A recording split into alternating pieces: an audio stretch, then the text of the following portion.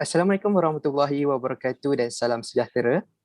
Yang dihormati Profesor TS Dr. Zainura binti Zainon Noor yang berusaha wakil ANSARA cawangan Taiping.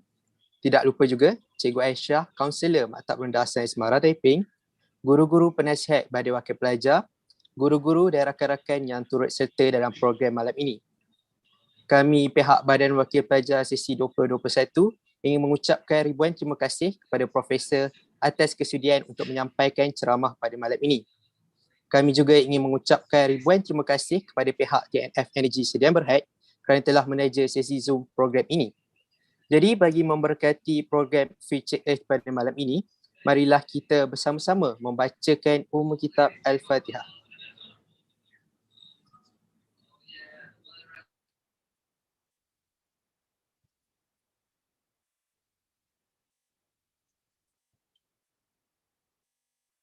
Amin, amin ya rabbal alamin.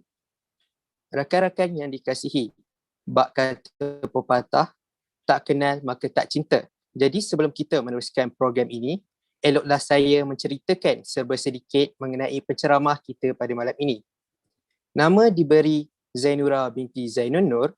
Beliau dilahirkan di Alustar, Kedah pada 4 Mac 1976. Kini beliau memegang jawatan sebagai Profesor dan Deputy Director of Center for Environmental Sustainability and Water Security di Universiti Teknologi Malaysia, Skudai Johor. Selepas menamatkan pengajian di Maktab Rendah Sains Mara Taiping, beliau telah mengambil double major dan juga environment di Vanderbilt University, Nashville, United States of America. Beliau telah memperoleh PhD dalam Chemical Engineering di Newcastle University, United Kingdom pada 2006. Beliau juga dapat pelbagai masa sebagai South Asia Woman 2020. Baiklah, tanpa membuang masa lagi, marilah kita teruskan program kita pada malam ini. Bagi pelajar yang mempunyai sebarang pertanyaan, anda boleh mengemukakan pertanyaan anda di ruangan wall atau chat di aplikasi Zoom ataupun ruangan komen di YouTube.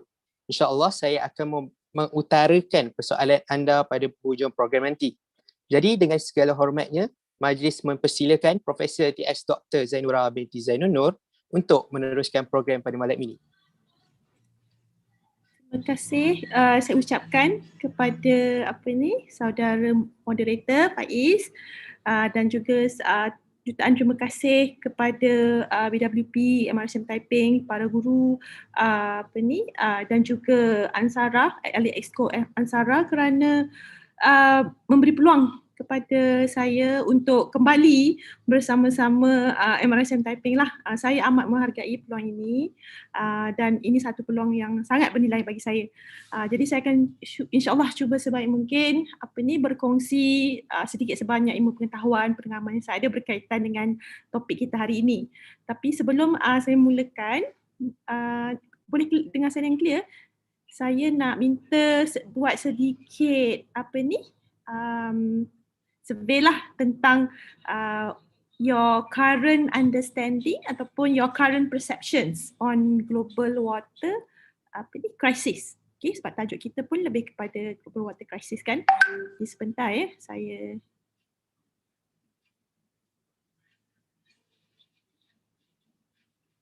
saya share screen sebentar.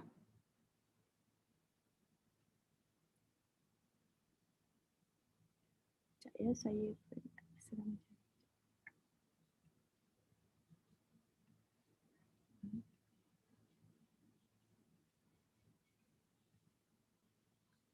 okey, boleh nampak tak? Boleh, Prof. Boleh okey, boleh tak semua masing-masing sekarang sama ada memiliki mengikuti siaran ini dengan kebanyakan melalui Zoom kan, ataupun masing-masing ada peranti, the device masing-masing. Boleh tak kalau saya mohon untuk pergi ke website ni www.menti.com dan di ruang vote tu boleh tak isi kod ini, dan kemudian boleh tak cuba jawab soalan pertama?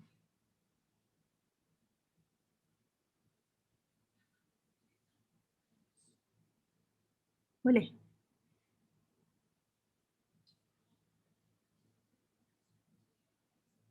Soalan pertama, ada yang boleh nak masuk? Ya. Ada yang menghadapi masalah?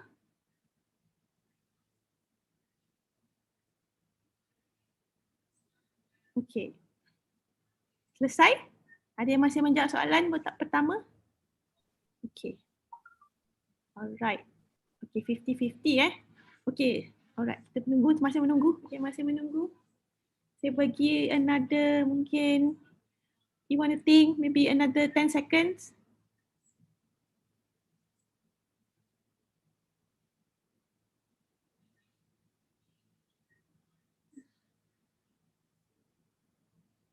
Menarik?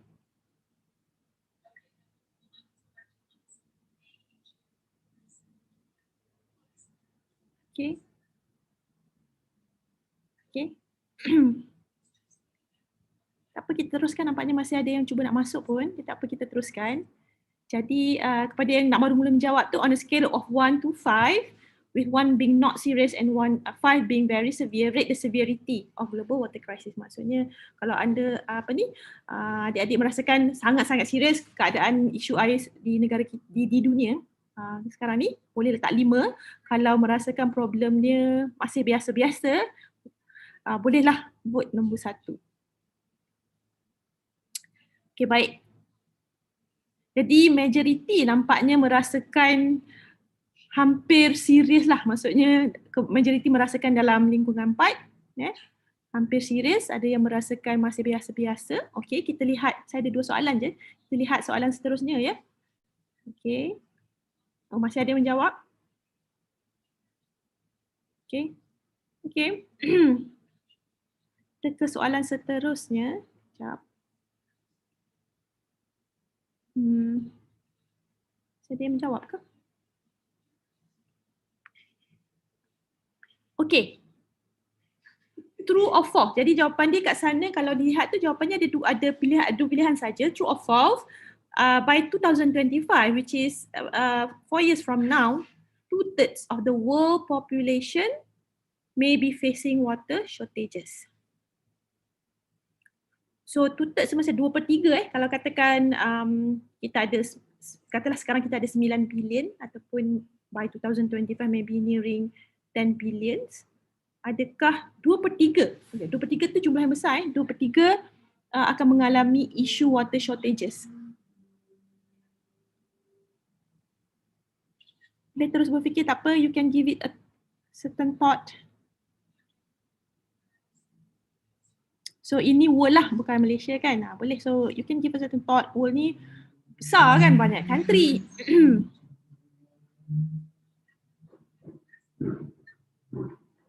Ataupun tak sure, saya tak ada jawapan tak sure kat sini.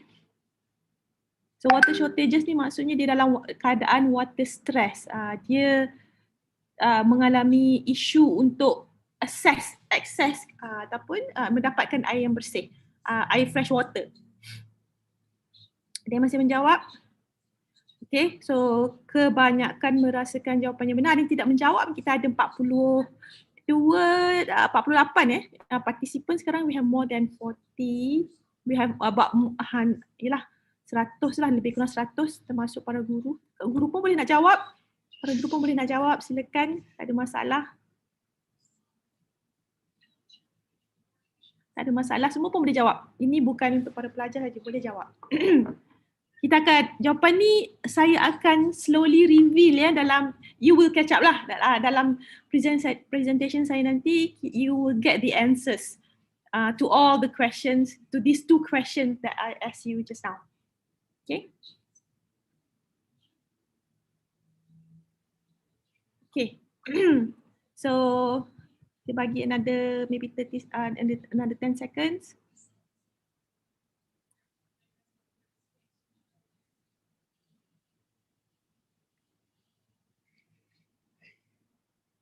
Okay. Right. So kita boleh buat kesimpulan majoriti merasakan masalah air agak serius dan juga betul lah yang by 2025 2/3 of the world population will be facing water shortage. So apa kita akan tengok apa yang dimaksudkan dengan water shortage. By the way, saya stop dulu ni dan untuk saya share saya punya presentation slide seterusnya. Okay. Saya share dulu. Okay. Okay, semua boleh nampak slide saya? Okay, saya ucapkan terima kasih tadi kerana telah membuat sedikit, kita buat interactive session tadi tu, dan saya cuba nak gauge ataupun I just want to see how far you are aware of the global water scenario, how serious you feel the situation is. Kalau katakan serius tu selalunya bila kita rasakan sesuatu serius kita akan ambil tindakan kan. Okay, baiklah. Jadi presentation saya hari ini saya akan buat secara santai. So feel free to, if you have any question kalau katakan mungkin saya tidak menjawab semasa presentation, you can type under questions, tiba-tiba datang yang you nak tanya about certain slide, about certain information yang saya present dalam slide, you can perhaps type the question first on the chat box and I will come back to that questions later. So feel free to ask. Tak ada silly question, tak ada apa. I'm happy to entertain all sort of questions.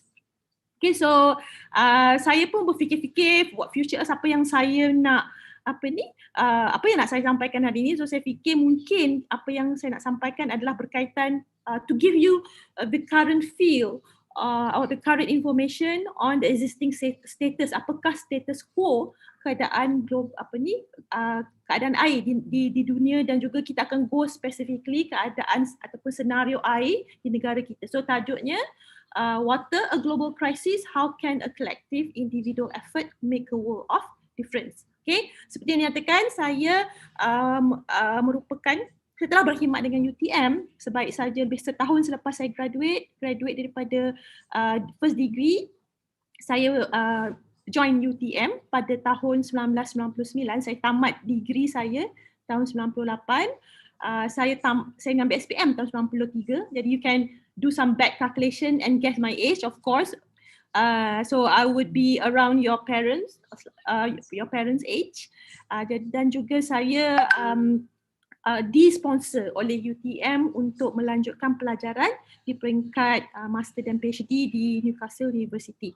Okay, so jadi sekarang ni saya memegang jawatan sebagai timbalan pengarah di salah satu center yang terkenal dengan inisiatif berkaitan dengan alam sekitar dan juga air, which is Center for Environmental Sustainability and Water Security. Jadi kenapa nama di IPASA tak ada kaitan dengan nama center tu, sebenarnya ceritanya panjang, di mana sebelum ni nama dia lain lah. So nama singkatan dia tu, bila nama asal tu disingkatan jadi adalah IPASA, tapi kita punya, since kita dah dikenali dengan IPASA, jadi kita rasakan tak perlu tukar nama tu sebab dia menjadi household name. So antara fun facts about IPASA adalah my previous bosses, two previous bosses, is currently the KSU of KASA ataupun Kementerian Alam Sekitar dan Air.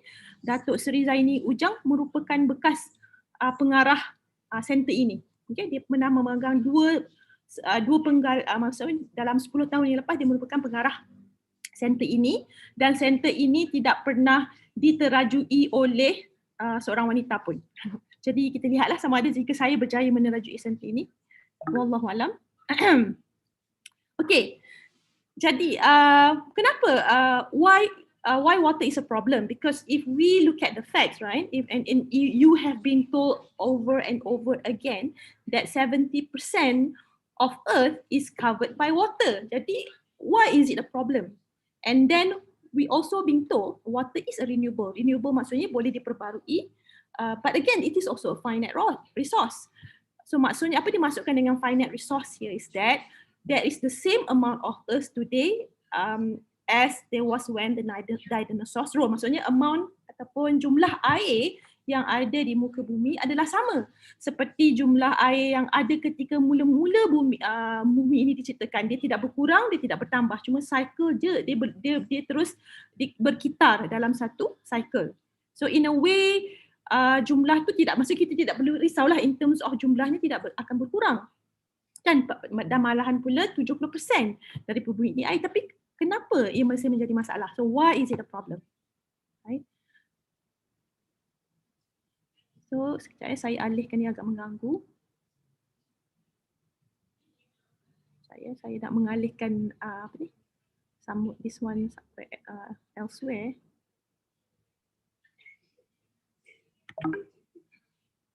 Okay, jadi water is a global resource. Apakah jadi kita diberitahu 70% adalah adalah jumlah air di meliputi muka bumi adalah 70%. Tetapi how much is the actual amount in the estimated hydrosphere volume? Apakah in terms of volume yang kita boleh ukur? Jadi berapakah amount tu jadi? So kalau kita countable, kalau kita kira dari segi jumlah semua air, termasuklah air, ocean, sea water and ocean dan sebagainya, all water resources, it counted to about 1,400 million kilometer cube. Jadi 1,400 juta kilometer cube. Jadi jumlah ni boleh bayangkanlah jumlah yang amat besar kan. Jadi kenapa masih ia menjadi isu? Jadi bila kita cakap seluruh bentuk air, jadi ianya terbahagi kepada beberapa jenis form of water. We have water vapor, saline water which is of course the sea water, and then we have fresh water. So water vapor ni adalah air. Memang kita di muka bumi ni, dalam atmosfer kita banyak water vapor. So that count for about 0.013 million kilometer cube. Saline water which is about 1,365 million kilometer cube. So it accountable for almost about the bigger portion of all the water is in the form of saline water. And then we also have the form that we human can directly use, which is fresh water, account for 35 million kilometer cube. So that's accountable only. The fresh water ni tadi yang it is more suitable for human and other creatures consumption, accountable only about 2.5%. Okey, kita lihat pula dari segi pecahan, sebab yang macam saya katakan hanya fresh water yang sesuai untuk human and other living creatures consumption. So dalam bentuk fresh water ni pula dia ada terbahagi pula seterusnya kepada liquid dan solid, di mana hanya 0.7% of the fresh water is in the form of liquid, which is about 11 million kilometer cube. Okay. Dan juga bila kita katakan dalam bentuk liquid, dia pula terbahagi kepada groundwater dan surface water. So groundwater ni adalah water, air dalam tanah lah, dan juga surface water ni air dalam bentuk lakes, rivers dan sebagainya. Dan in fact kita ada pun groundwater rivers, ada sungai yang di dalam groundwater. So ini yang actually 0.7% daripada keseluruhan jumlah air yang di muka bumi ni yang boleh digunakan untuk human consumption. So that put us in quite tight situation, because tak banyak sebenarnya air sebenarnya kita boleh gunakan. Right? So to make it short, less than 1%, about 0.7% of all water resources can be used for human consumption. So only those are accessible. The rest are in the form that is not accessible. Dan bila kita cakap fresh water tadi tu, kita have dalam bentuk precipitation on land, daripada turunnya air hujan, kemudian macam mana berlakunya, macam tadi saya katakan juga ada dalam bentuk wap air kan, jadi evaporation, transpiration, you have learned this anyway, I'm sure of. And then daripada hujan tadi ada berlakunya runoff. Runoff tu maksudnya pengalir aliran lah, daripada hujan kita have runoff yang mengalir daripada muka bumi masuk dalam longkang, drainage, the river dan sebagainya, about 38%. And then daripada situ, daripada runoff tu yang masuk ke dalam sungai, masuk ke dalam tasik, hanya 3% yang sesuai untuk kegunaan manusia. Daripada tu pula kegunaan manusia ni macam-macam. Ada yang kita guna untuk penyediaan makanan, penanaman makanan, untuk irrigation, untuk pengairan. Jadi about 2.1% is used from the 3%, 2.1% is used for agricultural activities, 0.3% untuk domestic use dalam bentuk yang tap water tadi, whereby 0.6% adalah digunakan untuk menghasilkan tenaga, untuk manufacturing dan sebagainya. Jadi actually yang didapat sesuai yang kita dapat gunakan untuk human consumption ni sangat sedikit sebenarnya. Okay.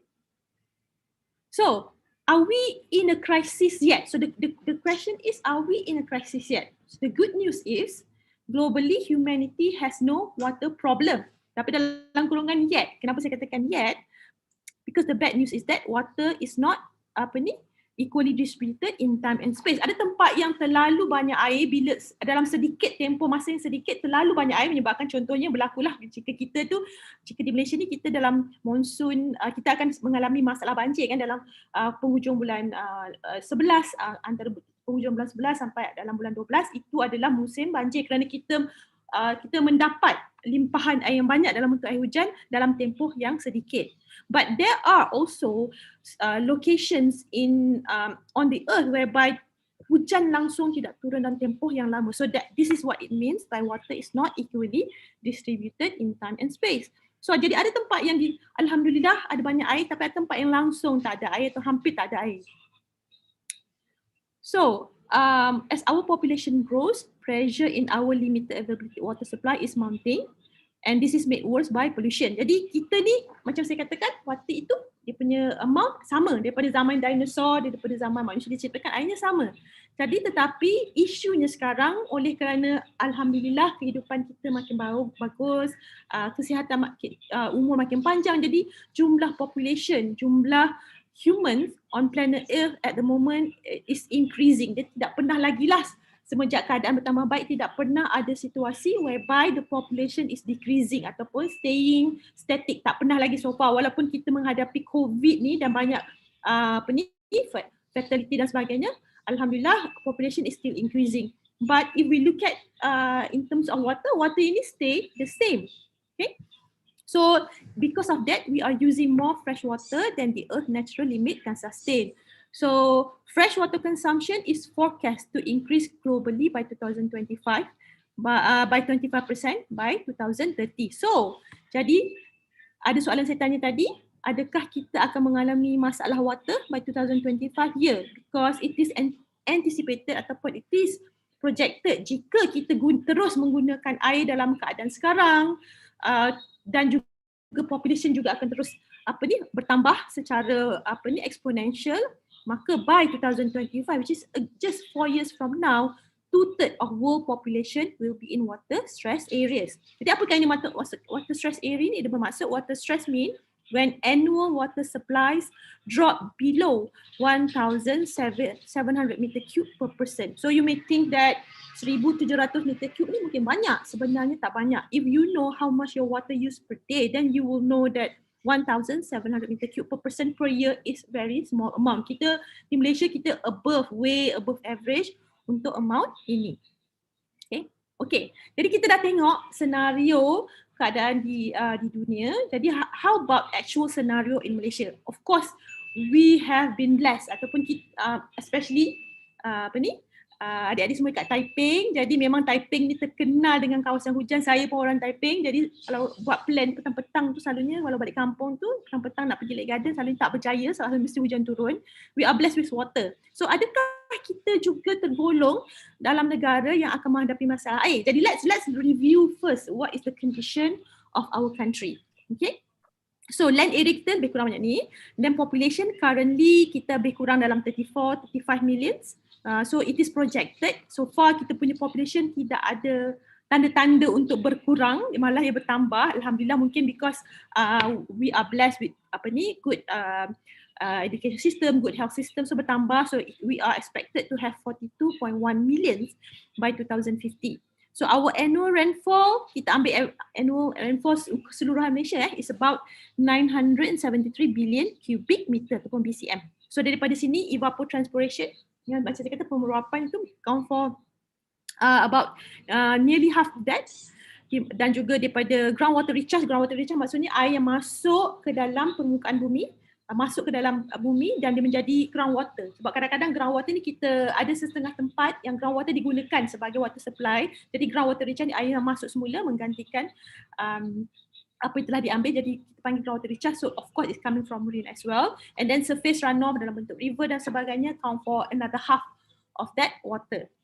Tetapi kita lihat pula dari segi consumptive water demand. Consumptive water demand ni water yang kita consume, yang tidak dikembalikan kepada sumber air. Ada yang air yang kita consume tapi kita kembalikan, contohnya air yang kita gunakan untuk menjana tenaga hydroelectric, whereby we use that water but water is not being taken out from the system. Okay, water consumptive water demand ni water that we extracted from the water body, kita ambil untuk tujuan penghasilan makanan, irrigation, ataupun mungkin juga kita guna untuk kehidupan seharian. So jadi kita bandingkan consumptive water demand dengan population, kita see the same trends. Of course lah kan, bila population bertambah, of course the consumptive water demand also increase. So that lead to many also water issue. So increased flooding event ni tidak ada kaitan dengan of course the consumptive water demand lah, because sometimes the climate change also impact, menyebabkan situasi monsoon ni tidak stabil. So we have seen intense rain happening, so increased flooding event also because proper drainage sekarang ni tidak proper, tersumpat dan sebagainya. But we also see that there are a lot of issue regarding water pollution, menyebabkan our rivers, lake and groundwater tercemar. And then of course emerging climate change impact, macam saya katakan, kadang-kadang perubahan iklim tu menyebabkan kita ada monsoon yang lebih intens, hujan yang lebih banyak, dan juga kita ada juga isu fragmented management. Walaupun fragmented management mungkin little bit advanced untuk saya bincangkan di sini, tetapi mungkin apa yang you should know is that isu air ni, one of the issues with pengurusan air adalah di mana kita ada undang-undang berkaitan dengan air, pengurusan sumber air di peringkat kerajaan persekutuan, ya. Tetapi air ini sendiri, land area dan juga air ini sendiri adalah tertakluk kepada di bawah kerajaan negeri. Jadi memang berlaku sedikit kesukaran dan konflik di situ, di mana kadang-kadang undang-undang yang telah diperturunkan oleh federal government ataupun kerajaan persekutuan ni susah nak dipakai di peringkat negeri kerana air ni milik kerajaan negeri. So that's what it mean by fragmented management. So that makes the whole situation of water governance a little bit difficult. Okay, coming back to population in Malaysia. So it is expected, kalau kita tengok dia ni ada beberapa macam jenis projection. Ada projection yang berdasarkan projection yang berdasarkan intense study high, worst case scenario, average dan sebagainya. So kalau kita lihat dari segi yang average scenario, at least kalau kita lihat dari segi average scenario pun kita expected by 2050 we will have around 40 million populations. But again, remember our water supply remains the same. Kita tidak mampu nak tambah sumber air kan. Jadi available rainfall in Malaysia, kita lihat pula in terms of available rainfall in Malaysia. Okay, di sini kalau kita lihat dalam kolom ni, contohnya rainfall ni diukur dalam millimeter per year. Jadi millimeter, you know the unit millimeter. So jadi apa yang dibuat adalah kita di setiap negeri ni disediakan unit pengukuran. Jadi kita ukur amount of rain yang kita receive in term of height. Okay, so kalau kita lihat di sini negara yang paling paling basah, negeri yang paling banyak minum hujan adalah Sarawak, dan juga average untuk Peninsula Malaysia is about 2,500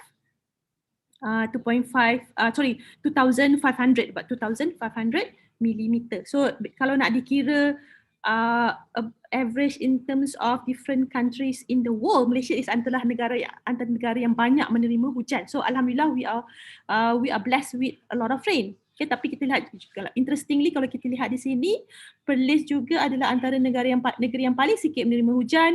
In fact, this is among the few state which receive under 2,000 millimeter per year. So tapi this is still considered a lot as compared to other countries in the world. Jadi nampaknya hujan banyak. Jadi apakah isunya di sini? Okay.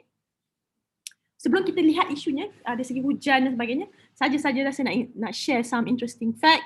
So the wettest place in Malaysia is Kuching Sarawak. Memang kita tahu pun tadi kita lihat daripada statistik tadi, pada data tadi, yang negeri yang paling basah adalah Sarawak. Jadi Kuching merupakan tempat yang paling basah di Malaysia.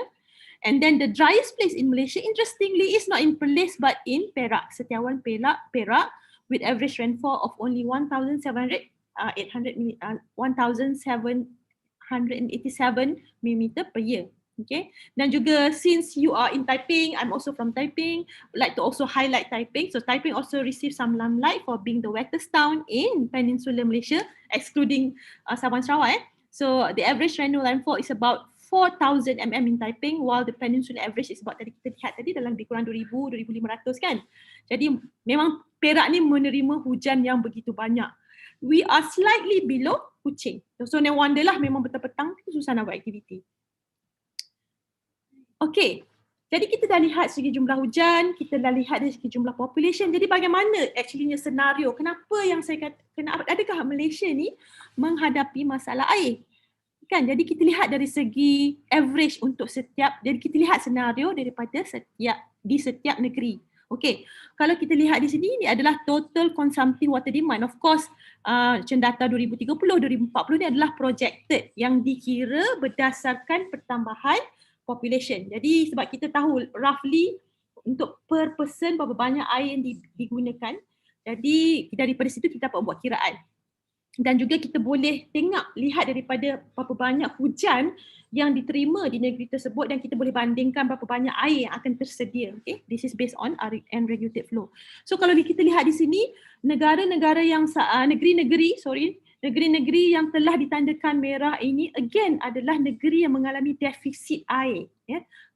In fact, negeri-negeri seperti Perlis, Kedah semua sudah mengalami defisit air semenjak tahun 2010 lagi. Kedah contohnya, kenapa ia mengalami defisit air? Kerana a huge portion of the surface water is being used to irrigate the food crop, which is ataupun digunakan untuk pengairan padi. Jadi a huge amount of it has been allocated for food production. Same goes in Penang. Penang pun antara pengeluar padi yang terbesar. Jadi kita lihat negara-negara yang mengeluarkan padi untuk negara ni dia sudah berada dalam defisit kerana air itu sudah digunakan untuk pengairan. Ada negeri yang belum dalam keadaan defisit tetapi berada di ambang defisit jugalah. So kalau kita tengok secara average-nya by 2050 secara keseluruhannya peninsula Malaysia ni bila dinyatakan kuning ni memang dah dalam keadaan yang hampir yang agak membimbangkan lah. Jadi because negara yang banyak sudah negeri-negeri di Malaysia ni banyak dan dalam keadaan defisit. Ini baru sampai 2050. We don't know what shall happen in 2100 contohnya. So if we are not careful, certain other states can also be in deficit. Even Johor, where I live sekarang ni, Johor Bahru ni memang kita pun terima masih banyak hujan, hampir macam Perak.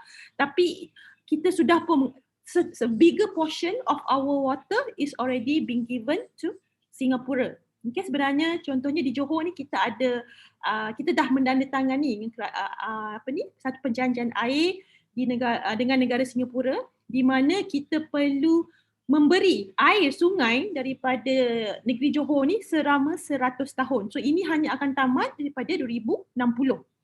Okay, jadi even kita pun actuallynya ada kekangan air, especially untuk kawasan-kawasan baru yang baru-baru established. Okay, so actually Malaysia is having water scarce, especially water stress situation, especially in certain state. So tapi sebenarnya our nation is not prepared for water crisis. We are not prepared for water crisis. Even certain water crisis. Even 2-3 hari, kadang-kadang especially you coming from, ada yang datang daripada Kuala Lumpur, you are experiencing series of episode of water crisis. Dan ini menyebabkan banyak permasalahan bukan sahaja kepada orang ramai, of course public menghadapi masalah, tetapi juga kepada businesses. Is also disrupting the economy. Contohnya setengah warung, restoran tidak dapat diusahakan seperti biasa, penghilangan tak dapat diusahakan seperti biasa. So the nation is not prepared for water crisis. We do not have a huge reservoir to kalau katakan kita tidak ada simpanan air yang besar untuk sustain, katakan air ada isu pollution for several days need to be for the water need to be clean up, kita tidak ada bekalan air yang cukup banyak untuk sustain that situation. Okay, so that is why it is very important for us, especially for you the young generation, to think about the situations now. And then dahlah in terms of water quantity tadi tidak mencukupi kerana kita lihat dari segi population makin bertambah tetapi sumber air tidak bertambah, permintaan terhadap makanan semakin bertambah, so kita nak tambah penanaman pun memerlukan banyak air, tetapi the situation is made worse by degrading water quality. So contohnya lah kan, jadi macam saya katakan tadi, disruption in terms of water services menyebabkan air itu tidak dapat diproses untuk digunakan, air itu tidak lagi accessible for human use. So the situation, the water scarcity situation is already made worse by water pollution. Okay, bila kita cakap let's talk about pollution. Okay, so bila kita cakap pasal pollution ni, do we have a number atau how do we classify our pollution? in Malaysia. Okay, let's talk about the different categorization of rivers in Malaysia. Okay, untuk kerajaan Malaysia berdasarkan parameter-parameter air yang tertentu, kita boleh klasifikasikan sungai di Malaysia dengan kita gunakan 5 kelas. Okay, kelas pertama hingga kelas kelima. So kelas pertama ni kelas bagus lah. So kelas pertama ni dia punya parameter air, saya tak share pun dah dekat sini kan, tapi saya lebih nak share apakah yang dimaksudkan dengan kelas pertama. Jadi kelas pertama ni adalah air yang sangat-sangat bersih, yang tidak perlu kalau kita nak gunakan pun tidak perlu dirawat. Kita boleh gunakan, mungkin contohnya air tu kalau kita nak minum, kita hanya perlu masak sahaja kita boleh minum. Kelas kedua ni pula, jadi air yang untuk kelas pertama ni disesuai untuk apa-apa kegunaan saja. Untuk water supply boleh, untuk fishery boleh, semua, even untuk sensitive aquatic species. So air ni boleh sustain any types of living things. And then kita ada kelas kedua yang sedikit kurang bersih. Jadi jika ianya hendak digunakan sebagai sumber air minuman, maka ia memerlukan conventional treatment. So conventional treatment ada treatment yang sedia ada di pusat rawatan air kan. Jadi ia masih boleh digunakan untuk recreational use, meaning that if it is a class 2 water, you can still go there and masuk mandi dan sebagainya, masih body contact masih allowable, masih tidak akan menyebabkan gegatalan dan sebagainya lah. And then seterusnya we have class 3, class 4 and class 5. So dia punya quality ni degrading. As we go along the class, the water is getting more and more polluted. So class 5 ni basically the water is heavily polluted. It's not suitable for anything and it has to go very severe treatment for it to, in fact it has to go on wastewater treatment. Bukan sahaja treatment air, sebab dia ada different antara wastewater treatment dengan treatment untuk rawatan minuman. Tetapi ini perlu digo untuk wastewater treatment. Jadi dia perlu go for very intensive treatment for it to be suitable for any usage. Jadi bagaimana in terms of kalau kita lihat dari segi klasifikasi 1 hingga 5, jadi macam mana kita dapat klasifikasikan river di Malaysia? Okay, nombor 1, nombor 2 ni kiranya water itu masih tidak polluted. Okay, jadi nombor 2, nombor 3, nombor 3 ni slightly polluted, nombor 4, nombor 5 is heavily polluted. Okay, let's look at the situation in Malaysia. Okay, as we see, these are the percentage of rivers in Malaysia. Kalau kita lihat, there are certain years whereby the numbers of rivers, we've seen that the number of clean river, which is in class 1 and class 2, have decreased over the years. Daripada contohnya 2008 kita ada about 58% of all the rivers in Malaysia considered as clean rivers, so class 1, class 2, menjadi hanya 46% by 2050. So meaning that our river is getting more and more polluted, and also the very heavily polluted river also increase. So that means that in a way, it means that not only we have less water available because we have more population or more people to cater, we also need more advanced treatment, more energy to treat this water because the water is heavily polluted. Okay. So where does it leave us? Jadi imagine what shall happen in your time when you what shall happen to your children, di mana waktu itu kita tak tahu pun berapa persen yang betul-betul sebenarnya masih bersih. Alhamdulillah so far Perak adalah antara negeri yang memiliki rivers yang bersih yang antara terbanyak. Okay. So kalau kita lihatlah di Peninsula Malaysia, Perak, Negeri Sembilan ni masih banyak lah juga. Macam semalam saya baca daripada FB KASA sendiri, ada certain river di Perak pun masih dalam kelas 1. Tapi it doesn't mean that percentage-nya tinggilah in terms of, but more than half of the river in Perak is still clean as compared to other state. Okay. Tapi contohnya di Negeri Sembilan ni masih banyak jugalah river yang agak bersih. Tapi it shows that the trend is not good. More and more river is becoming heavily polluted. So apakah daripada kajian telah dibuat bila dia dah identify source of pollution, jadi didapati bigger portion of the source of pollution coming from pig farm activity, sewage. Sewage ni adalah daripada kumbahan, air kumbahan daripada tandas dan sebagainya. Sewage treatment system ni kadang-kadang kita tidak treat dengan baik, jadi pihak IWK contohnya tidak hasilkan treatment dengan baik dan menyebabkan air kumbahan tadi itu mencemari sungai daripada agricultural activities, runoff daripada agricultural activity yang mengandungi baja dan sebagainya, juga industrial area. Jadi ini word cloud ni adalah menggambarkan all sort of activities that have become the source of water pollution in Malaysia. Okay, even like hawker stall, warung-warung yang dibina di tepi-tepi sungai ni kebanyakan buang je kan air daripada basuh pinggan, daripada lebihan makanan dibuang saja dan juga kebanyakan ni juga menjadikan punca. Walaupun hawker stall kita nampak macam tak serius sebab there's they are not producing huge amount of wastewater, but we have a lot of them along the rivers. Okay, so now we know that we understood the situation of water scenario globally and water scenario in Malaysia. How can you play a role to preserve and to conserve? Preserve ni kita nak maintain dia dalam keadaan sekarang ataupun menjadikannya lebih baik, dan juga conserve ni kita nak kurangkan penggunaan ini. Macam mana bagaimana kita boleh dapat buat collective effort macam ni? So I like to call those who involved in this as water warrior. Okay, so as a water warrior, you should, of course, basic thing first is not to pollute. So first is to do no wrong. So first do not pollute. And also sekarang ni kita banyak aktiviti, in fact KASA ataupun kementerian sendiri telah bina what we call denai sungai, which is jalan di sepanjang sungai.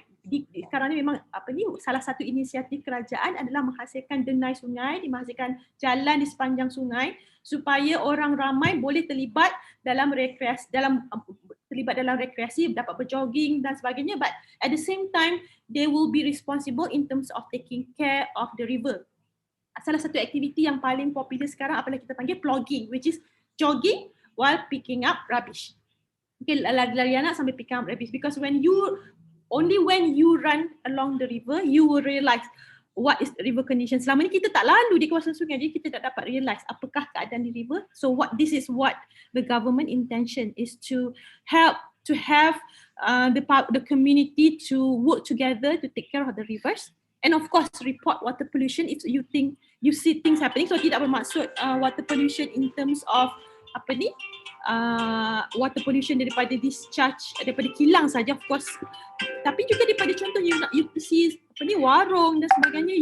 Sama ada maybe you should be the advocate telling them not to do pollution, or maybe if the situation may be quite risky, if actually to report to the right agencies.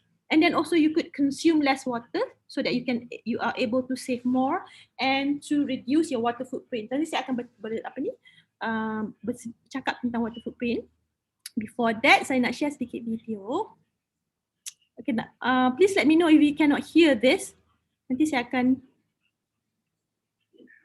dengar tak? Dengar tak? Dengar. Dengar.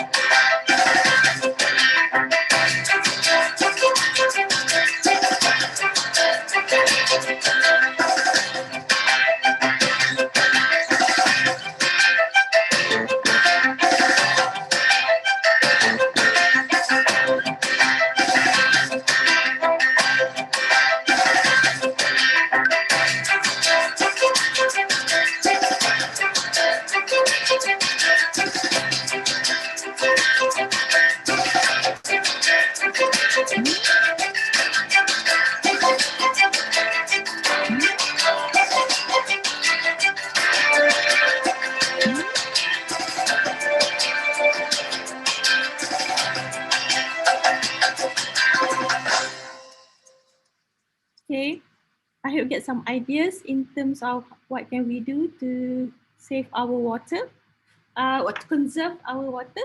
Okay, tadi yang lain tu konsep senang difaham. Seterusnya tadi saya ada cakap another way to conserve water is to reduce your water footprint. So apakah water footprint ataupun dalam bahasa Melayu ni jejak air. So jejak air ni satu konsep yang baru. Tetapi walaupun baru, kerajaan sedang menuju ke arah itu, which is this should be something that you should be serious about because the government is going this way. So kita akan talk about jejak air ni. Okay. Maaflah, tak nampak pula, terlindung pula di sini, mungkin dia bergerak.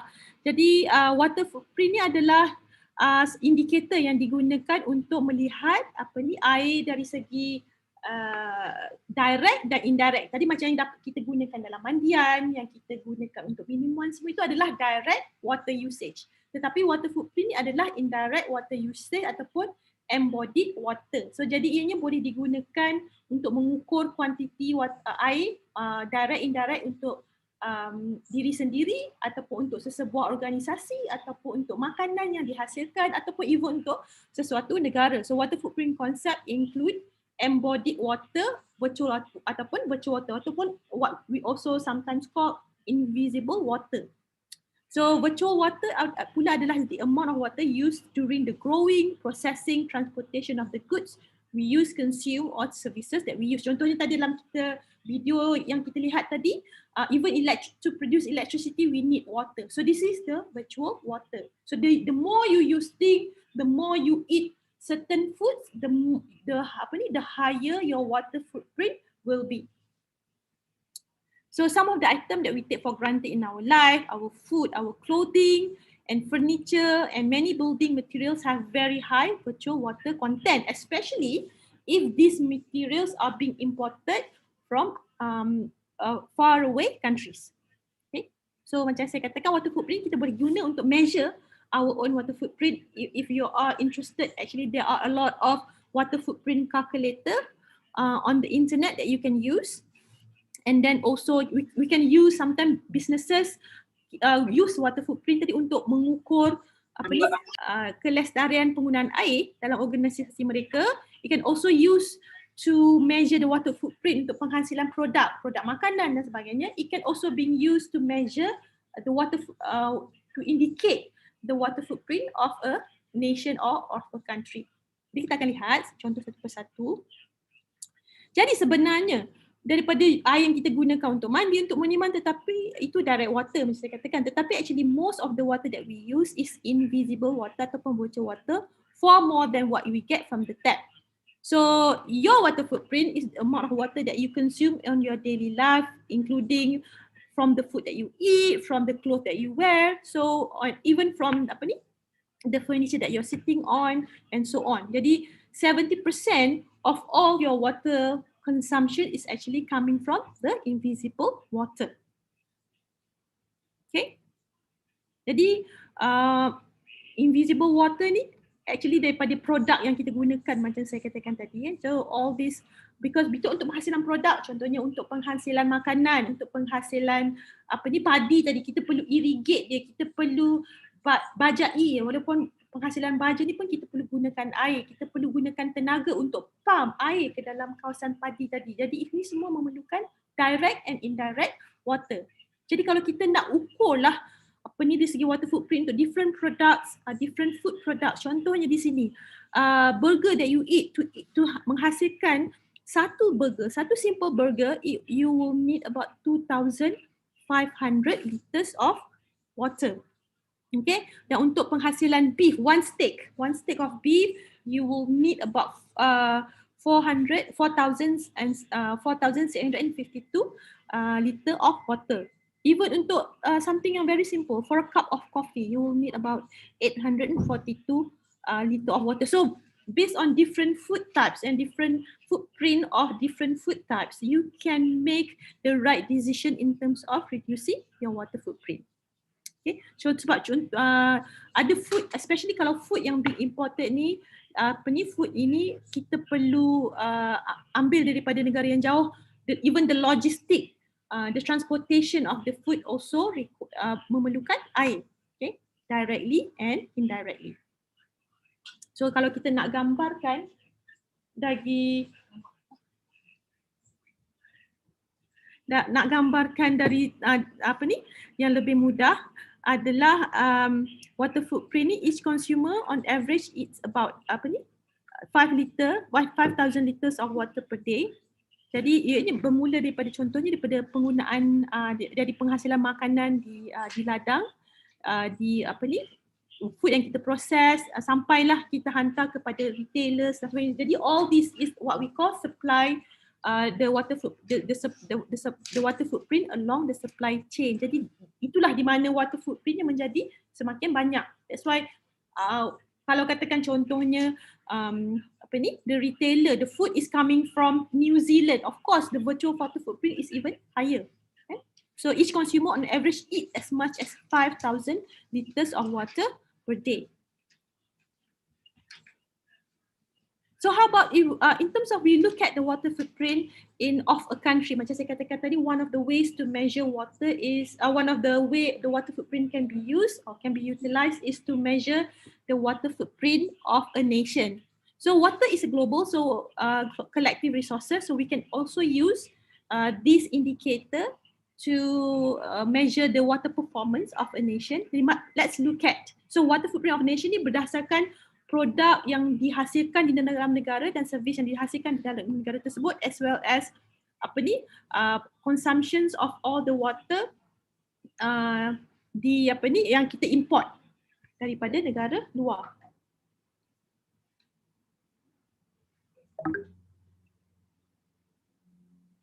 Okay, jadi population di Malaysia sekarang kita ini, sorry but this is quite outdated data anyway, tetapi ini cuma nak menggambarkan sahaja kalau kita nak buat comparative assessment atau kita nak buat comparison dengan different countries in the world. Okay, contohnya water footprint kita per capita per day is about 5,800 per liter per day. That's why yang kalau saya tunjukkan tadi, daripada normally about more than 5,000 alone coming from the food that the food selection.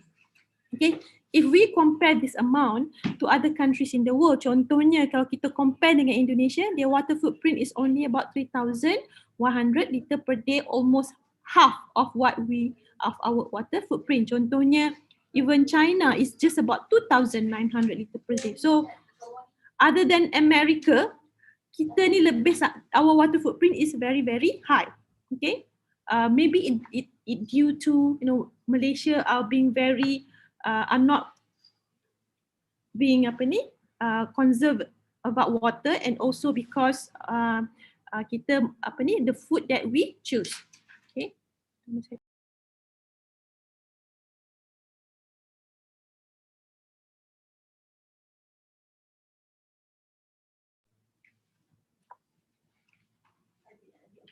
Okay.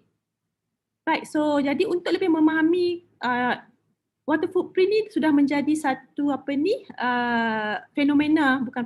satu kajian yang telah dijalankan secara peringkat yang serius, even dekat peringkat global pun people start talking about water footprint. Let's look at a video, another video which will be concluding my presentation.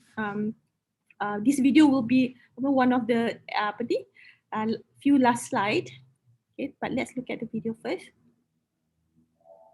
Water is finite, but our demands for it are not. And so in places where we have rivers running dry, what's happening is our demands are bumping up against those limits of the finite supply. And so our use of water for agriculture, for food production, for growing cities and industries is beginning to really max out that water supply. And so it shows up in the form of groundwater being overpumped, rivers running dry, and just generally finding that we're sort of running out of the water we need. A lot of people only think about water when it comes out of their tap. But in fact, our lifestyles require a lot of water. If we're an average American, it takes about 2,000 gallons of water a day to keep our lifestyles afloat. And most of that is in our diet. So we can become more conscious about not wasting food, because every time we waste food, we're wasting water. If we want to, we can be more conscious about the kinds of foods we eat, eating more healthily, but also food that's maybe a bit less thirsty in terms of the amount of water it takes to produce. So I think there are a lot of ways, just becoming a more conscious consumer, we can make a difference. Part of the reason we're in this mess in a way with water is that there are so many billions of people now all needing something to eat. But if each of us makes decisions, we can begin to scale that back. So if we think about our water footprint, about half of it is our diet, a third of it is our use of energy. All of these daily things that we do involve water, and sometimes quite a lot. It can take 700 gallons of water just to make one cotton t-shirt. The good news is there are a lot of things we can do to use water more efficiently, to conserve it, which would open up opportunities to restore some water back to nature. For example, in agriculture, there are efficiency technologies combined with information technologies like sensors that help us understand how much water we really need to use. That would allow us to do that, get smarter about how we use that water, and then again, return some to the natural environment. Okay. Right. I think that video explained quite nicely in terms of water footprint and why. Contohnya tadi kita lihat American, the water footprint is very high because it has a lot to do with how you live your life, the food that you eat, the clothes that you wear, and also how lavish you are using water. And jadi itu contributes. It's not just in terms of how much water that you have, but also it's demonstrate the lifestyle. Okay, so to conclude ataupun the take home points here, actually this is the concluding part of my presentation. Water is a finite natural resource which quantity and quality must be responsibly preserved, protected, used and reused. Because kita tidak ada choice, kita tidak boleh tambah sumber air yang sedia ada. There's no way that we can do that.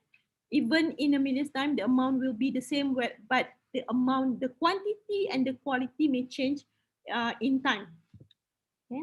Malaysia has already begun feeling the pressure of its water resources, the outcome of population growth, increased economic activity, improved standard of living and rapid urbanization and fragmented governance. Jadi kita dah merasakan, jadi saya pun dah tunjukkan senario in terms of which part of the countries whereby the state are already facing water deficit. Jadi we are already going through that, going through that seriousness, going through that severity of water scarcity.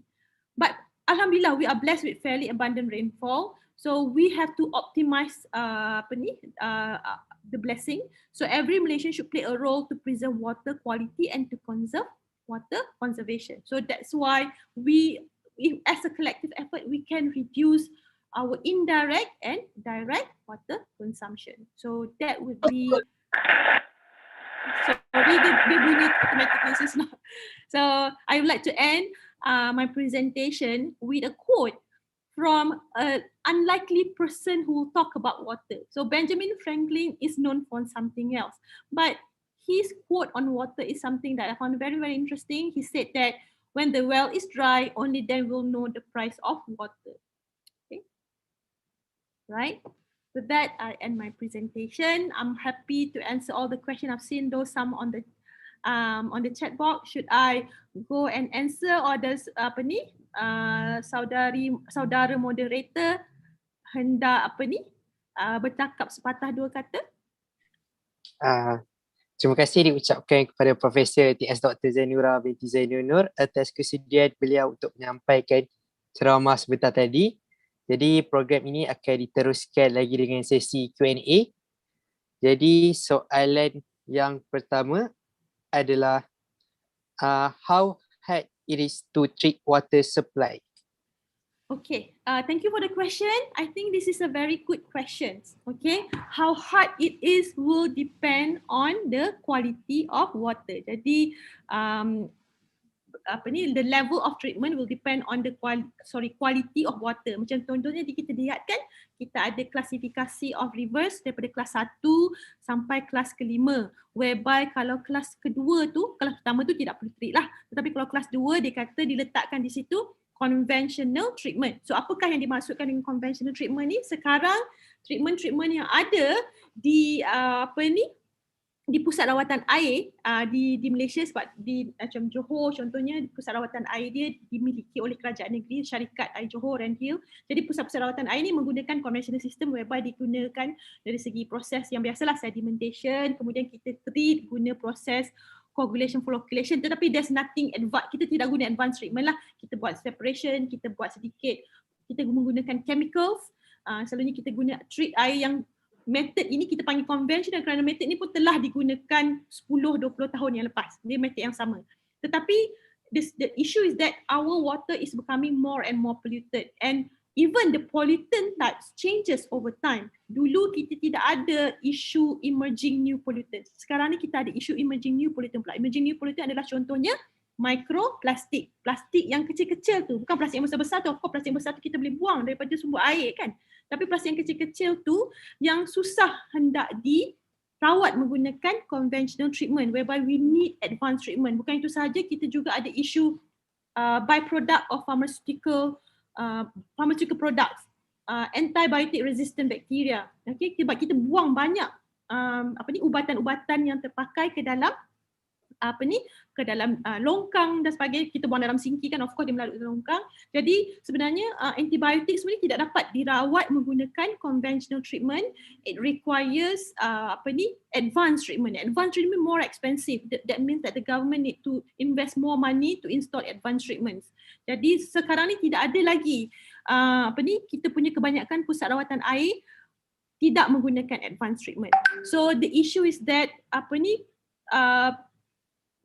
because the water quality is becoming even more worse, but kita punya treatment masih belum upgraded. So we are having to receive less water yang makin berkurang dari segi kualitinya. So to answer your question, to treat water, it will depend on the quality of the water itself. So it is best as much as we can try to preserve the water quality, as it will only require advanced treatment. Sebab sekarang ni kalau kerajaan contohnya hendak invest in term of advanced treatment so that we can really get that clean water, adakah your parents, because you're not paying the water bill, say ada yang bayar bil water air sendiri tak? Tak ada kan? Because your parents, me myself, I'm not ready to pay huge amount of water bill, water tarif. Jadi kalau kita tak nak bayar bil water yang mahal-mahal, kita sepatutnya as much as we can try to preserve conserve water. Okay. Soalan yang kedua ya. Okay, how can you explain why do some places lack or no water? Okay, for example in Selangor. Okay, isunya tadi macam saya katakan, salah satu isu di setengah negeri pertumbuhan penduduknya lebih pesat daripada pertumbuhan penduduk di negeri yang lain. Selangor adalah salah satu negeri yang pertumbuhan penduduknya amat pesat kerana business sectors ataupun pusat pentadbiran negara semuanya di dalam lingkungan Klang Valley kan. Jadi we have more people than the state, the amount of water of the state can cope. Okay, itu dari segi fizikalnya lah, dari segi keadaan sebenar. Okay, lagi salah satu isunya adalah walaupun kalau kita lihat secara keseluruhan jadi isunya tadi penduduk bertambah, industri pun memerlukan banyak air, jadi banyak perebutan lah dari segi water allocation tadi. Tetapi lagi salah satunya adalah kerana air tersebut, walaupun kita lihat secara keseluruhan Malaysia ni kita masih ada banyak air, tetapi macam yang saya katakan ada tadi dalam pembentangan saya tadi, di mana air ni adalah kepunyaan kerajaan negeri. Okay, walaupun ini isunya agak sensitif, tapi ini adalah isu sebenar, ia adalah milik kerajaan negeri. Contohnya air daripada Negeri Sembilan, walaupun contohnya kita ada Selangor ni ada sebelah dia je ada satu sungai di Negeri Sembilan yang airnya bersih, airnya banyak. Kerajaan Negeri Selangor tidak boleh sewenang-wenangnya mengambil air daripada Kerajaan Negeri Sembilan jika Kerajaan Negeri Sembilan tidak membenarkan air itu untuk diambil. Jadi ada isu territorial boundary, di situ isu where the resource belong to state government. Okay, dia bukan di bawah jurisdiction federal government untuk mengarahkan, okay, sila bagi air anda kepada negeri Selangor, tak boleh macam tu. So there are issues in terms of the physical amount of water itself because of demanding increase in water population and growing of economic sector. Another issue is because of the way we manage water resources in Malaysia. Okay, harap menjawab. Okay, boleh Prof terangkan kenapa kadang-kadang bekalan air di sesebuah kawasan perumahan jadi keruh sehingga penduduk perlu memberi water filter. Okay, alright, macam saya katakan tadi, as for now, most of our treatment plants di Malaysia ini adalah mungkin beberapa treatment plant yang menggunakan treatment yang agak advance. Tapi kebanyakannya masih menggunakan conventional treatment mana kita buat sedikit filtration, we use chemical to treat our water, and we have not upgraded our treatment plan for so many years. Okay, sebab salah satunya jika nak di-upgrade, kerajaan perlu charge consumers with higher water tariff. Jadinya as we see, pollution is becoming more and more frequent. Ada saja kes sama ada kilang yang secara directly membuang daripada sumber kilang mereka, ataupun ada yang buat illegal dumping, ataupun kadang-kadang air hujan, ataupun kadang-kadang kita ada buat dari segi yang contohnya mining proses yang mengeruhkan air tersebut di hulu sungai. Jadi that's why kadang-kadang air ni menjadi keruh ataupun menjadi lebih teruk daripada biasa. Sebab kadang-kadang kalau situasi teruk sangat, memang pihak syarikat air terpaksa memberhentikan operasi rawatan air untuk air itu tersebut dibersihkan sebelum disalurkan kembali. Itu yang selalunya berlaku di Selangor kan. Tapi ada kadang-kadang kalau tidak begitu serius, airnya masih boleh dirawat, diteruskan juga. Tetapi airnya masih tidak begitu bersih lah.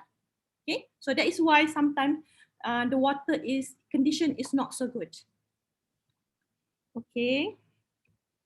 Soalan seterusnya, mengapakah negara menapis air laut tidak menapis? Mengapakah negara menapis air laut sebagai air supaya dapat menjadi? Okey, boleh diminum seperti yang dilakukan di Singapura. Okey, mengapa kita tak buat apa yang kita panggil proses menapis air laut ni? Apa yang kita panggil adalah desalination. Okey, desalination ni bermaksud kita buang air garam dan kita gunakan. Is a good process in many countries of the world which are water stress area, contohnya di Middle East, Qatar, Arab Saudi dan Singapore itself, mereka memang menggunakan desalination. Tetapi there are issues with desalination. We are solving one problem yet we are creating another. Kenapa saya katakan macam ni? Apakah yang kita perlu untuk desalination? Kita perlukan membrane process, and to have that process it will require reverse osmosis. It will require huge amount of energy. So meaning we are creating another problem, kita gunakan energi banyak menyebabkan kita contribute pula kepada climate change.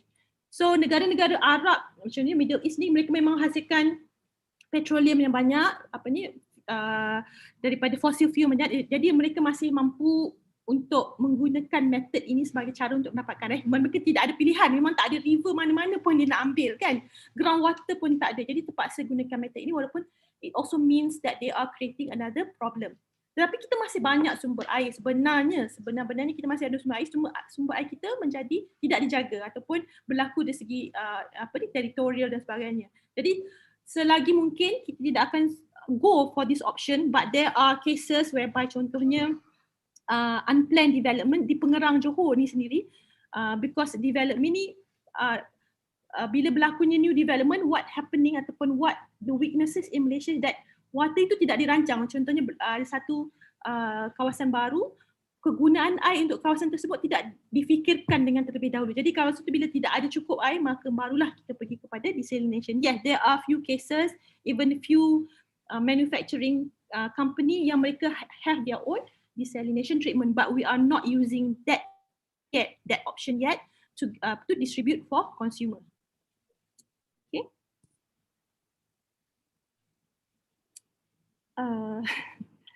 Soalan seterusnya, soalan ni betul lah, ini statement kan. Pelajar tidak membazirkan makanan. Betul, sebab untuk hasilkan makanan ni, you not only that, tidak disarankan pun, memang Allah itu membenci pembaziran. Saya amat membenci food waste. As much as I can, I will try to only consume whatever that I need. Tetapi ia juga kalau kita lihat dari sudut agama pun tak bagus, dari sudut pembaziran makanan pun tak bagus, dari sudut air pun tak bagus. So please do not waste your food. The food that have been provided dekat Dewan Selera. Okay. Jadi adakah Prof, ada okay. Banyak betul soalannya, jadi adakah saya boleh jawab soalan lain? Untuk soalan seterusnya boleh saya tolong bacakan? Okey, boleh. Okey, adakah ada kemungkinan pada masa hadapan air bersih yang boleh diminum akan dijual beli oleh negara seperti menjual beli minyak asli? Kemungkinan besar. Kemungkinan besar. Dia pada masa hadapan memang akan dibuat macam ni, sebab whereby negara yang sangat terdesak, contohnya negara Afrika dan sebagainya, ada juga kemungkinan. In fact, we have seen that also happening. In fact, water ni pun telah menjadi isu yang menyebabkan peperangan di banyak negara. Jadi kemungkinan besar ini akan berlaku. Water will be the next black gold. Black gold ni sumber asli lah. So water will be the next black gold. That's why kita punya effort kerajaan negara sekarang, if you would like to know, semalam berlakunya sambutan Hari Air Sedunia di peringkat Malaysia.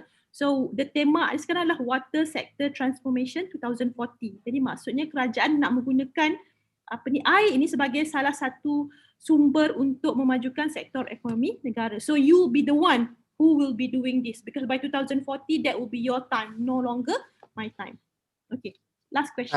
Jadi Prof, adakah ada kemungkinan air ini akan menjadi sumber khazanah untuk sebuah negara pada masa depan? Bukan kemungkinan, telah pun menjadi sumber khazanah.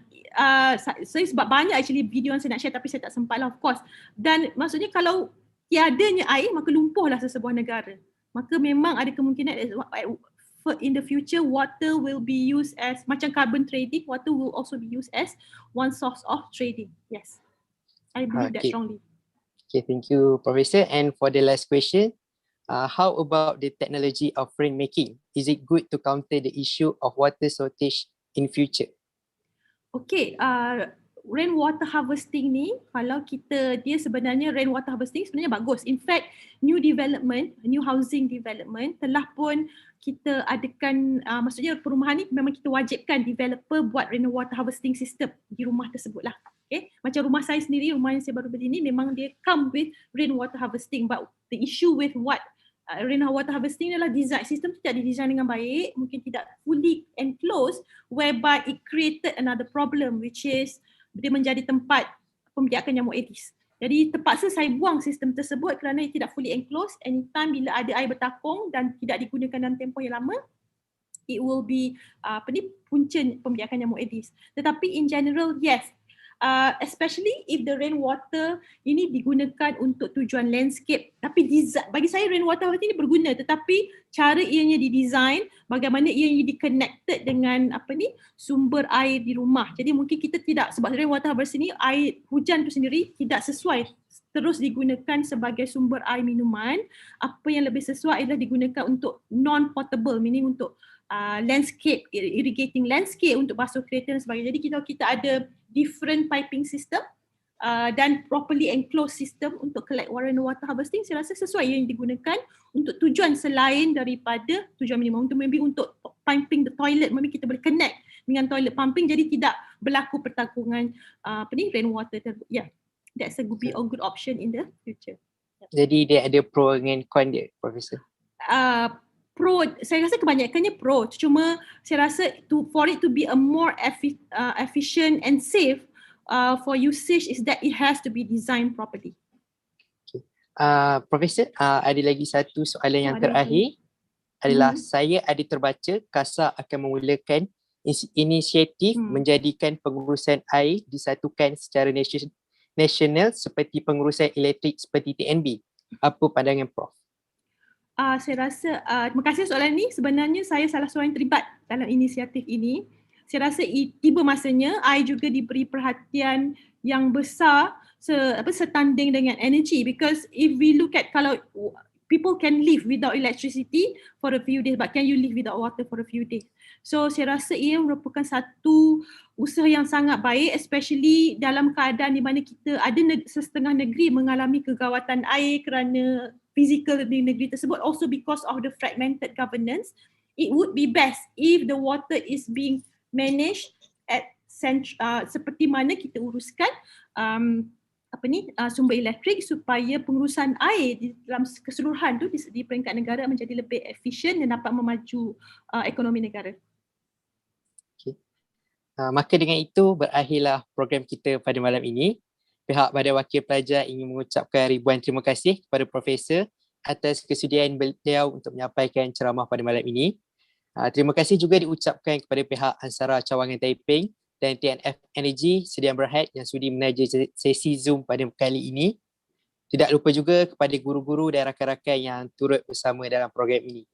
Jadi bagi menutup tirai program pada malam ini, marilah kita bersama-sama membacakan tasbih kafarah dan suratul as.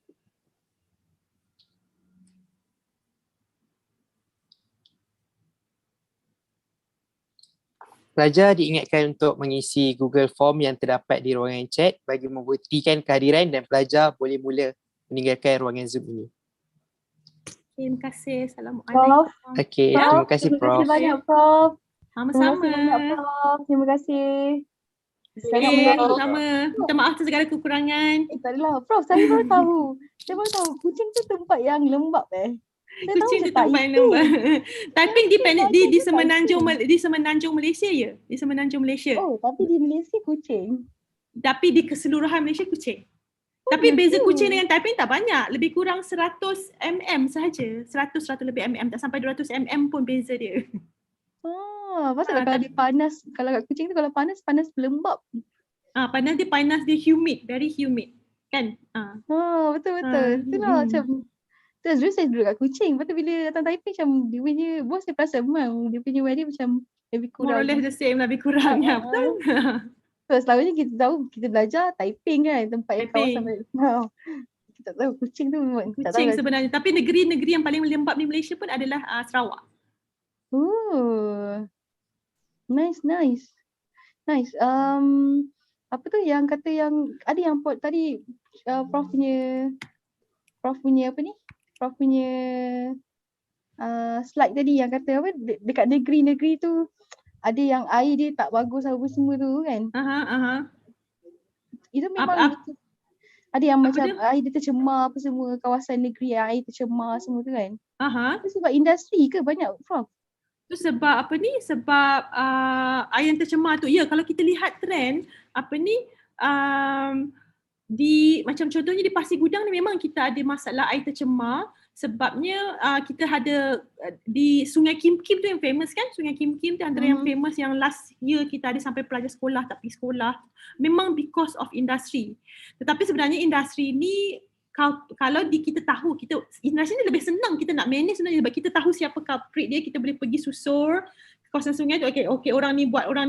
Tetapi isu yang susah sebenarnya kita nak tangani adalah non-point source. Yang sumber yang kita tak tahu daripada mana, daripada warung, daripada plantation, daripada jalan raya yang lebih actually itu sebenarnya lebih serius.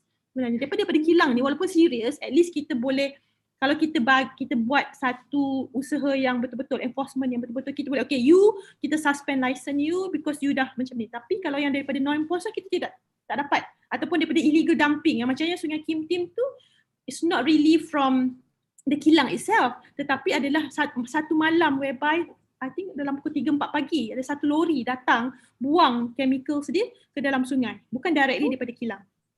Itu yang isu Sungai Kim Kim tu adalah kerana satu illegal dumping. Dia nak mengelakkan sebab macam setengah kumbahan ni dikira sebagai sisa berbahaya ataupun schedule waste, whereby untuk schedule waste ni kita hanya kena hantar ke kualiti alam. Kita tidak boleh treat dengan cara biasa. Jadi proses disposal ni sangat mahal. Jadi untuk elakkan kos, company akan dia malam-malam pukul 3 pagi, pukul 2 pagi dia akan datang bawa tanker dan buang ke dalam Sungai Kim Kim. Itu yang berlaku. Saya tertarik pasal yang kata Singapura dia buat air penapisan tapi Prof kata sebenarnya kalau kita buat macam tu kita sebenarnya menimbulkan satu lagi isu dekat tempat tu. Sebab energi, maksud Prof dengan energi tu. Prof boleh saya ambil masa Prof sikit ni? Tak apa, tak ada masalah. Tak apa. Energi tu maksudnya contohnya untuk kita run sebab kita buat desalination ni kita pakai reverse osmosis. Jadi kita perlukan pumping, kita perlu pump untuk kita pump air tu across the membrane. Kita nak tapis tu dia macam penapis lah. Tapi kita kena pump air tu supaya dia melalui membrane tu. Jadi kita perlukan tenaga yang banyak. Electricity yang tinggi. Jumlah electricity yang tinggi. Tapi untuk menghasilkan electricity yang tinggi ni kita perlu, cara Malaysia generate electricity sekarang adalah tidak begitu mampan atau tidak lestari di mana kita menggunakan arang batu. Kita menggunakan a lot of arang batu untuk menghasilkan elektrik kita sebab kita sumber renewable kita memang kurang lah. Jadi arang batu ni combustion of coal menghasilkan COX, mengadakan karbon dioksida. Karbon dioksida ni adalah gas-gas yang menyebabkan climate change ataupun global warming. Jadi global warming pun isu yang serius. Jadi suhu sekarang ni negara tengah fight untuk supaya global warming ni tidak menjadi severe. Jadi kalau kita buat macam tu, kita menyebabkan keterukan masalah ni pula lah. Kita solve one issues and then we added to another issues. So as much as we can, because kita tidak perlu sampai lagi ke level tu sebenarnya saja. So, kalau kita pandai uruskan sumber air negara, kita tidak perlu sampai kita perlu desalination yet, not yet, at least lah, not for now. So as much as we can delay desalination and go for other water alternative, sama ada kita guna, contohnya salah satu way Singapura dia adalah dia treat wastewater, dia kumpul segala bentuk wastewater sama ada daripada kilang, daripada domestik, dia treat. Dia panggil new water.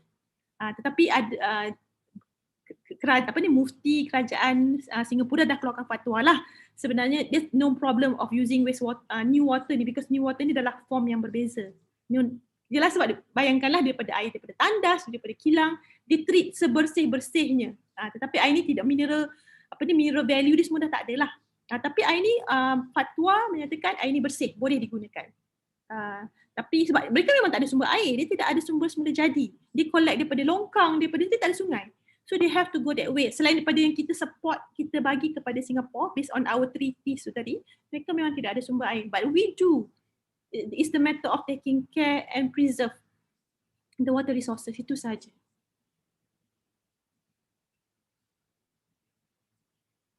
Menarik, Prof. Menarik.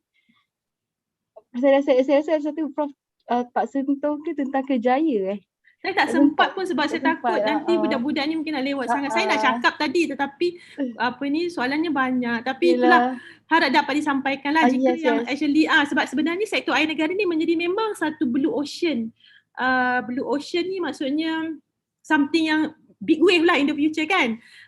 Something yang akan menjadi peluang pekerjaan yang besar lah kepada ramai. Sebab saya sendiri sedang mengusahakan dasar air negara. Saya terlibat dalam penggubalan dasar air negara tu. Jadi kita nak menjadi air yang jadi pemacu ekonomi negara. Jadi kita perlukan pakar dalam bidang air, kita perlu orang yang boleh buat water auditing, kita perlu mereka yang terlibat dalam bidang industri itu sendiri mempunyai pengetahuan yang besar dalam bidang air. Jadi for you to become water professional, there's many ways. Sama ada you as an engineer, you have that extra added competency ataupun added knowledge, or you become an expert in water yourself lah. Contohnya you ambil suku-suku yang berkaitan dengan air, berkaitan dengan alam sekitar dan sebagainya. Because this will be a promising career in the future, insyaAllah. Menarik Prof, menarik. Seronok. Okay, so ada apa-apa soalan tak lagi student? Kita sebenarnya ambil masa Prof sikit ni. Tak ada apa-apa. Prof ada soalan ke? Tak ada. Saya minta maaf jika saya tak dapat memberi sebanyak maklumat yang mungkin lah. Tetapi I'm happy to jika pelajar daripada masa ke masa, tak kisahlah sama ada Aulia yang banyak kontak saya, tapi if any other student would like to get extra information untuk kajian dan sebagainya, I'm more than happy to help lah, insyaAllah. Yes, betul. Saya rasa menarik, saya dengar tadi. Bagus. So anyway, tak apa Prof, terima kasih banyak Prof. Tolong kami. Terima kasih lagi. Terima kasih. Harap banyaklah, harap pelajar pun boleh faham kan. Saya happy, saya happy to share the slide. Kalau nak nanti saya boleh bagi kepada. Yes, please. Boleh. Please Prof, boleh. Okay, so kalau tak ada apa-apa boleh BOP kita boleh offkan ni semua. Kalau kamu nak ajak gambar boleh? Nak tangkap gambar. Boleh. Okay, boleh. Okay. Saya SS saya screenshot. Okay, screenshot. Nanti share dengan saya ya. Okay, boleh. Okay. 1, 2, 3. Okay, freestyle pula. 1, 2, 3. Okay, lagi sekali. Okay, 1, 2, 3. Okay dah. Terima kasih. Terima kasih Prof. Terima kasih Prof. Terima kasih Cikgu. Terima kasih Prof. Terima kasih Cikgu. Terima kasih Prof. Terima kasih Prof. Terima kasih Cikgu. Terima kasih Prof. Okay, korang BWP, thank you. Good job. Thank you juga cikgu. Terima kasih juga Okay. cikgu. Terima kasih juga cikgu. Terima kasih cikgu. BWP Terima tolong kasih, cikgu cikgu. sebarkan pasal reorientasi online tu. Okay, InsyaAllah boleh cikgu. Boleh Boleh, cikgu. InsyaAllah boleh. Boleh cikgu. Apa tu? Ali. Adik internet slow. Okay, tak apa. Okay, thank you so much. Thank you so much, BWP. you. Okay. Terima kasih cikgu. Okay, so cikgu Saya- end semua ke? Korang Ya. korang ada apa-apa? Tak ada. Tak ada Alright. Tak ada. Okay, thank you. Okay, bye. Bye cikgu. Bye. Bye cikgu. Bye cikgu. Cikgu Bye. end, cikgu end semua tau. Okey. Okay. Okey cikgu. Tak ada rekod tu. Okay. Alright. Okay. Bye. Bye. Bye Jumpa kat WiFi, cikgu. Bye. Bye. Bye.